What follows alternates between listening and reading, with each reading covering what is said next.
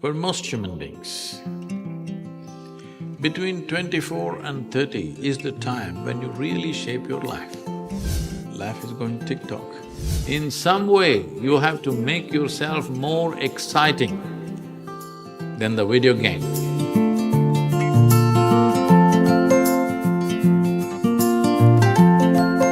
If you tend to it properly every day, it will turn out to be something.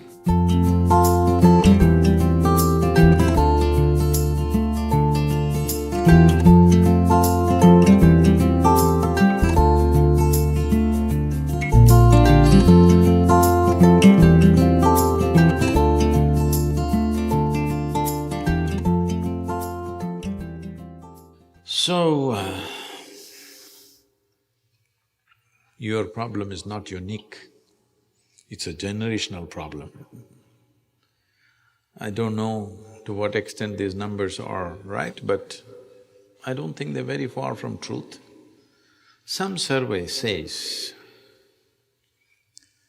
young men aged between 24 and 30 spend a minimum of 5.5 hours on the video games in United States of America. Maybe they're little off this way or that way, but I don't think they're too far away. See, in a young person's life, for most human beings, between 24 and 30 is the time when you really shape your life. Isn't it so? Hello? That's the time. Most people have just finished their education and that's the time they're really shaping their life, one way or the other. Whether you're going into your profession or crime or politics, I don't know what's your choice, but that is the time you're shaping your life. At such a time, a crucial time in one's life, they're spending 5.5 hours on an average on playing some silly game of shooting people or shooting ducks or something, all kinds of weird things. I don't even know what else is there. I know only by what other people have told me. I have never played a goddamn game. I like games, but I have never played a video game because other things have kept me busy. I'm not saying it is completely wrong. It's a generational thing. Digital technology is new and all kinds of things happening on the screen, which is far more active than what's happening in the world, so it keeps people engaged. This is not a moral issue. This is a mental issue. Do you want to be a moron playing things which doesn't get you anywhere? All you do is bing in the end. Playing with yourself and playing with a machine, or life is going tick-tock.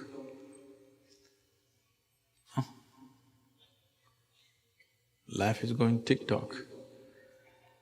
24 to 30 years of age is the time when you have to decide which way you're going to fall in this life, isn't it, in many ways?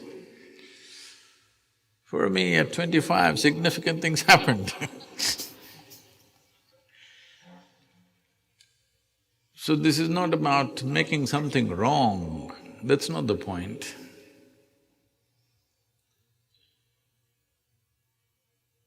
Well, maybe one day when there is a video game World Cup, if you become the champion of the champions, then maybe people will appreciate that also.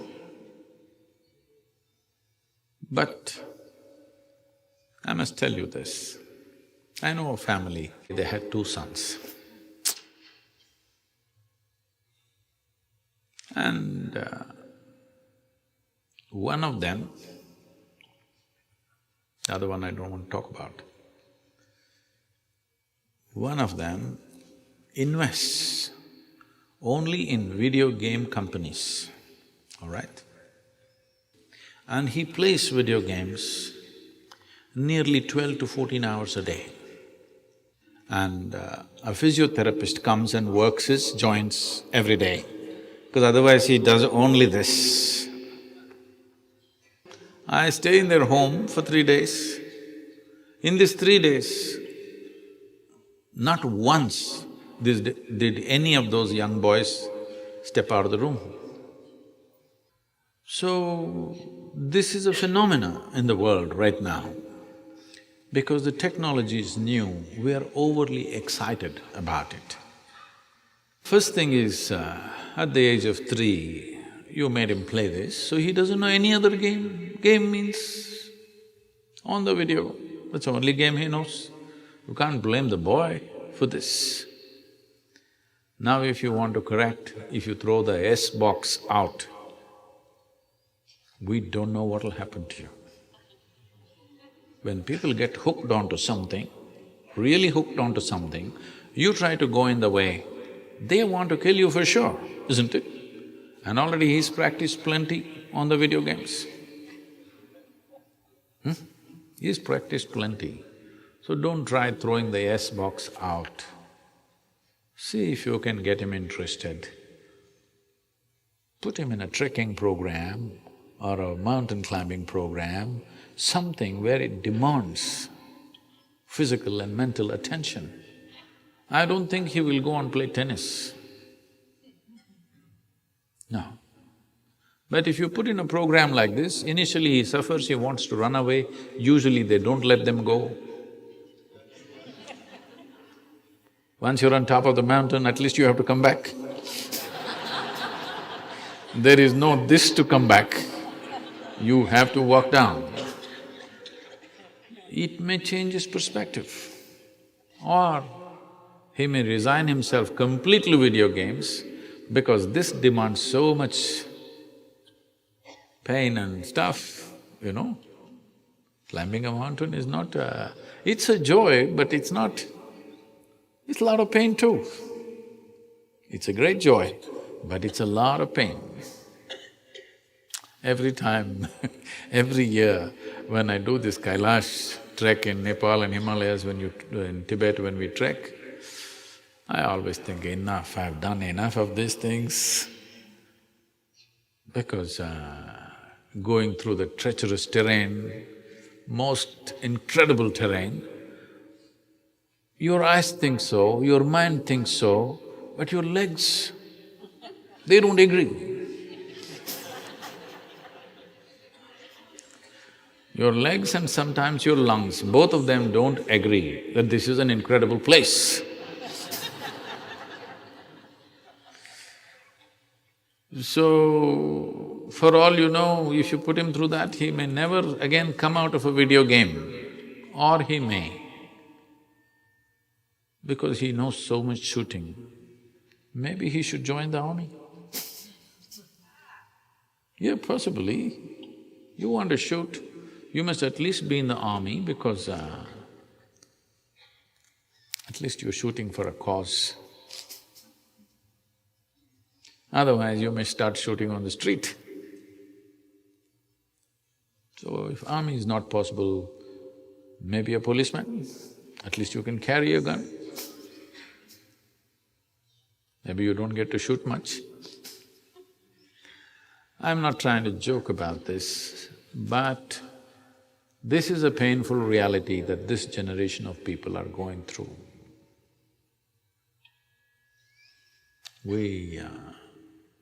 If we have children like that at home, there's nothing to blame them for. It's we who've done this. Because a lot of people gave video games to their children because they want to go to the party, they want to do something else, you want to live your life, but this one demands attention. You yourself are dying for attention, but this one demands attention who's just come. So you give him something that engages him,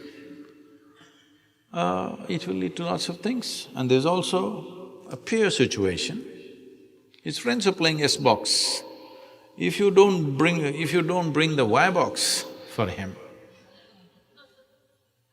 he will create certain situations. So this is why a lot of people did not understand this probably. I said, repeatedly I'm saying and I'm saying again, see, you are not a tiger, nor are you a panda. I'm saying you're not an endangered species. It is not compulsory that all of you should reproduce. There is no such thing. Those who think they want to have children and dedicate a certain amount of… considerable amount of time to raise another human being who will be better than them, they should do it, because after all, human generations need to happen. But it's not compulsory that everybody must have a child. So, if we want to produce children, we must be willing to allot a certain amount of time. Accidentally they turned out well, that's not the point. It's not right.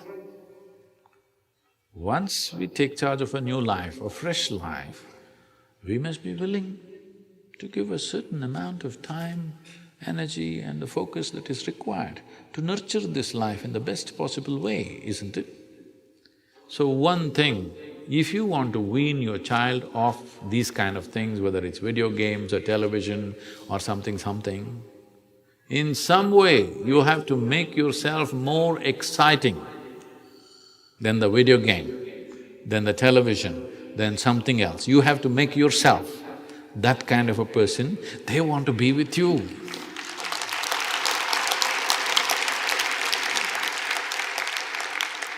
So, you can't… a child is not a machine. You can't switch it one way tomorrow morning. So video games to enjoying the rainbow, it's not going to work like that. It's a constant cultivation. Constant cultivation every day, every day, every day. It may work. There's no guarantee it will work. Hello?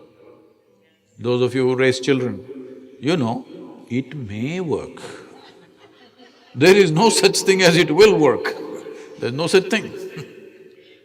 If you pay enough attention, it will yield good results. Otherwise, we don't know, because you're not the only one paying attention to them.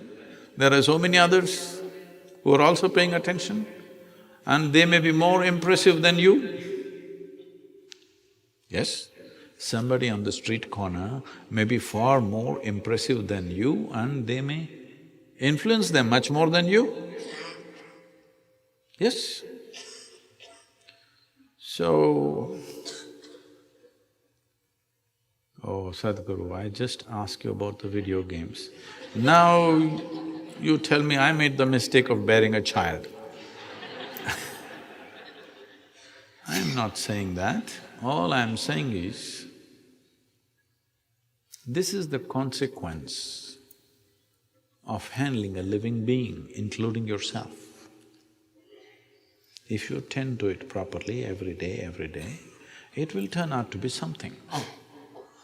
If you think once in 12 years you can attend to it, then it's only by accident. When something turns out well or bad, by accident, you will remain in extreme anxiety even if it turns out well, because it's by accident. You must understand it's not about fixing your child's life, it's about fixing this life. If this is fixed, this will create the right ambience where the child grows up. It is substantially proved that in the making of life, for most human beings, over 80% of their life is determined by what they're exposed to rather than the genetics. So, you have the 20% already in your hands, genetics. Another 80% is there. Of course, children go to school, of course they play on the street, but you must keep your percentage over 50% at least, isn't it? Because you have the advantage of 20% genetics, and till they're 12, 15, at least you have some control over their life. So your share of influence must be at least 60, 70%, isn't it so? But if that has to happen, you have to do something about yourself that they cannot help looking up to you, not in fear. If they look up to you in fear, aversion will come. Once they find their feet, they will teach you another lesson. Not in fear, but they look up to you because they think you're fantastic. So you have to do some circus to prove that you're fantastic, that they start looking up to you in such a way that they will allow you to influence them.